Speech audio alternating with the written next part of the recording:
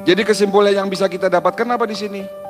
Tidak ada satupun penyakit bisa sembuh jika Bapak hanya mengandalkan obat. Karena sesungguhnya kita sakit akibat gaya hidup kita yang salah. Berarti langkah pertama, step pertama sebelum tanya obat, sebelum Bapak minum obat, ya rubah dulu gaya hidup yang salah. Tetapi karena ini sudah menjadi kebiasaan makan malam, kebiasaan tidur larut malam, sehingga sulit disembuhkan. Betul enggak Pak?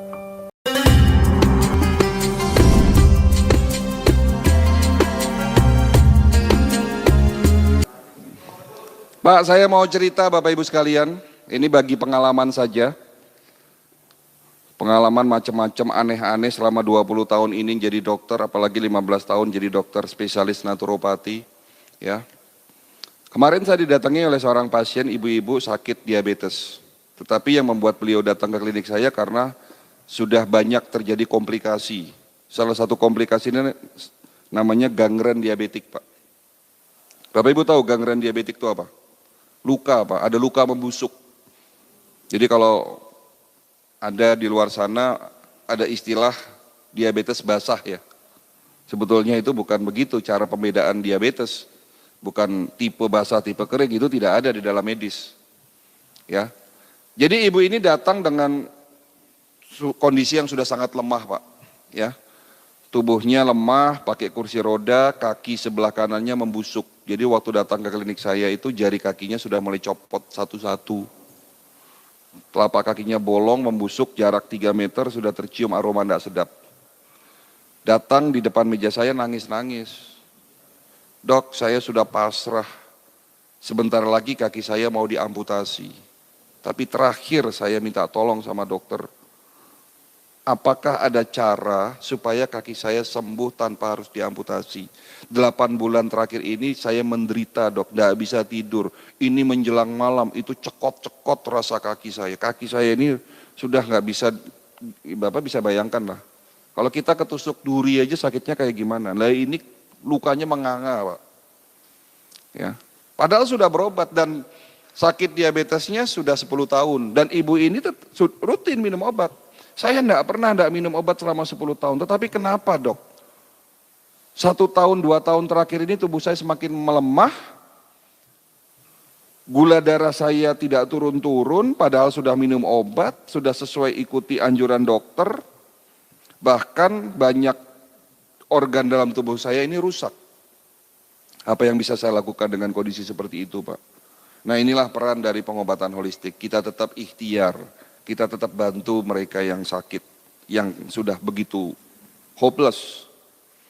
Ya. Sebelum saya memberikan satu resep obat, sebelum saya memberikan pengobatan, prosedur protap di klinik kami, kita harus melakukan medical check up. Tetapi berbeda dengan medical check up yang ada di rumah sakit, Bapak Ibu sekalian. Medical check up di klinik kami dengan konsep holistik. Dengan alat-alat yang ada di dalam bidang kedokteran holistik. Alat ini saya temukan waktu kami masih belajar di Beijing. Nama alatnya Human Resonance Magnetic Analyzer. Sebuah alat untuk memeriksa fungsi organ lewat gelombang energi. Jadi ternyata Bapak Ibu sekalian, dunia tidak sesempit daun kelor. Saya dulu waktu setelah jadi dokter, saya merasa bahwa ilmu kedokteran itu ya saya dapatkan di bangku kuliah. Tetapi tidak ternyata, sangat sedikit sekali yang kita dapatkan di bangku kuliah untuk menjadi seorang dokter. Ilmu Allah ini luas sekali, seluas samudra gitu kan. Begitu juga ilmu kesehatan, banyak hal yang saya tidak pelajari di dalam bangku kuliah, tetapi saya pelajari di dalam pengobatan tradisional medicine, khususnya pengobatan holistik. Ya, di mana dulu kita tidak mengenal yang namanya energi. Tetapi setelah saya mendalami pengobatan Tibum Nabawi tradisional, tepatnya tradisional di Indonesia, kita kenal namanya energi prana. Kalau Ayurveda, pengobatan India disebut sebagai energi cakra. Kalau pengobatan Cina, tradisional Chinese medicine disebut sebagai energi Qi. Ternyata ini ilmiah Pak, dan dapat dibuktikan secara ilmiah. Kenapa? Karena tubuh manusia itu ibarat lampu. Lampu itu ada 2 unsur Pak, fisik dan energi. Fisiknya baik tapi belum tentu bisa nyala kalau tidak ada listrik Pak, betul nggak Pak?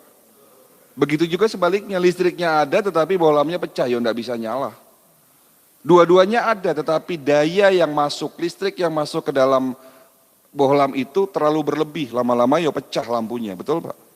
Tapi kalau dayanya turun, meleret Pak. Lah jantung Bapak bisa berdetak, seluruh organ Bapak bisa berfungsi normal. Itu syaratnya juga dua, fisiknya harus bagus nih. Fisiknya artinya yang dapat terlihat. Terlihat secara kasat mata ataupun terlihat dengan medical check up. Tetapi belum tentu bisa berfungsi normal kalau energi yang masuk ke dalam organ tersebut berlebih atau kurang. Nah, di dalam ilmu kedokteran medis, unsur energi tidak kami pelajari, tetapi kami pelajari dalam pengobatan tradisional. Nah, satu alat yang dapat mengukur fungsi organ lewat gelombang energi namanya Human Resonance Magnetic Analyzer. Alat ini saya bilang cukup canggih Pak. Ya, hanya 10 menit dapat mendeteksi 250 parameter pemeriksaan. Itu kalau di print semua 30 lembar Pak. Dari ujung kepala sampai ujung kaki. Dan alhamdulillah Allah memberikan kesempatan sama saya untuk mendatangkan alat tersebut tahun 2011. Dan sampai hari ini sudah generasi yang keempat kalau tidak salah. Nah alat ini saya periksa, dengan alat ini saya melakukan pemeriksaan kepada ibu tadi dan hasilnya jantungnya membengkak, pankreasnya rusak, fungsi ginjalnya tinggal 40%, banyak pembuluh darah yang tersumbat, radikal bebasnya sangat tinggi, jadi salah satu kelebihan dari alat ini mampu mendeteksi adanya radikal bebas. Ya. Dan ini semua terjadi akibat apa? Akibat gaya hidup beliau yang salah. Apa itu? Ada 3 yang saya simpulkan salah. Pertama, beliau suka tidur larut malam. Mereka yang kebiasaan tidur di atas jam 11 malam, tubuhnya akan lemah. Kenapa? Karena jam 11 sampai dengan jam 1 malam, di saat kita tidur pulas, ada bagian tubuh, ada organ tubuh yang namanya liver, hati, itu melakukan bersih-bersih Pak, detox istilahnya. Liver memiliki 500 fungsi Pak. Jadi organ yang paling berat, kerjanya adalah liver Pak. Kalau jantung 1 fungsi Pak, mompa darah selesai.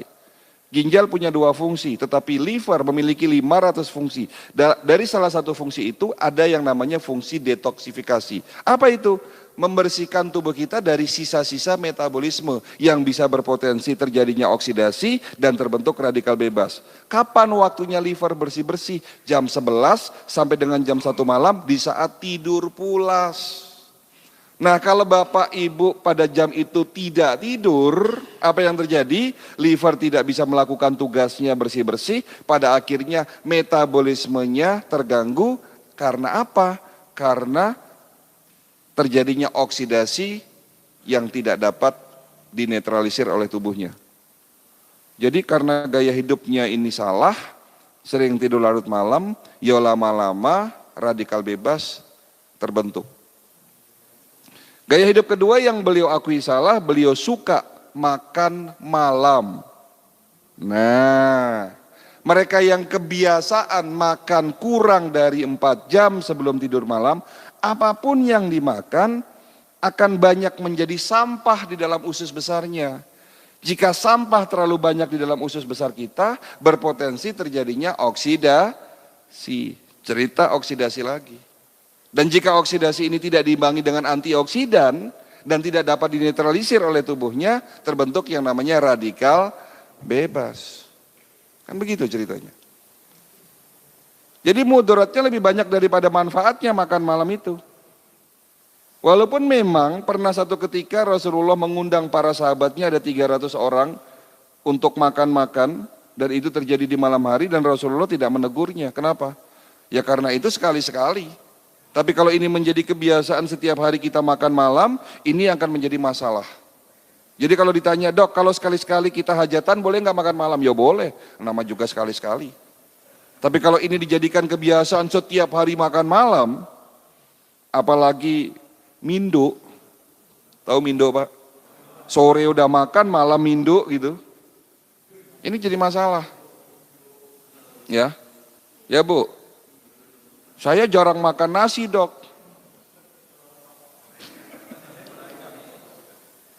Tapi goreng-gorengannya sehari lebih dari 10 potong. Baik, jadi itu gaya hidup kedua yang beliau akui salah. Yang ketiga, beliau tidak suka minum air putih. Apa yang salah dengan tidak minum air putih? Hati-hati Pak. Bangun tidur, kita harus minum 1 gelas air putih. Setelah sholat subuh, minum segelas air putih. Makanya tadi saya tanya, mana air putihnya?